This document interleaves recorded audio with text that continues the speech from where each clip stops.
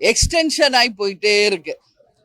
So அங்க பேசுறது எல்லாருமே நம்ம பார்த்தா ஒரு தனி கட்சியினுடைய துதிப்பாடலும் தனி தலைவர்களை பற்றி துதிப்பாடல்களும் தான் அங்க அதிகமா இருக்கு.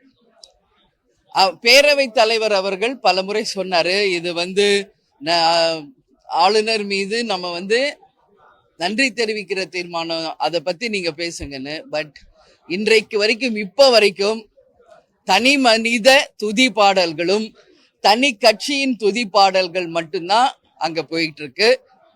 இது ரொம்ப ரொம்ப எனக்கு மனசுக்கு கவலை அளிக்கிற ஒரு விஷயமா நான் அதை பாக்குறேன்.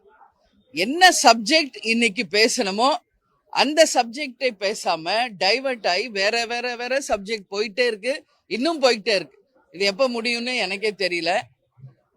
இத நான் உண்மையிலேயே வேதனையோடு இந்த இடத்துல நான் பதிய வைக்கிறேன். இன்னைக்கு சப்ஜெக்ட் என்ன, ஏன் அந்த சப்ஜெக்ட பத்தி பேசாம வேற எதோ பேசிட்டு இருக்காங்க எல்லாரும்.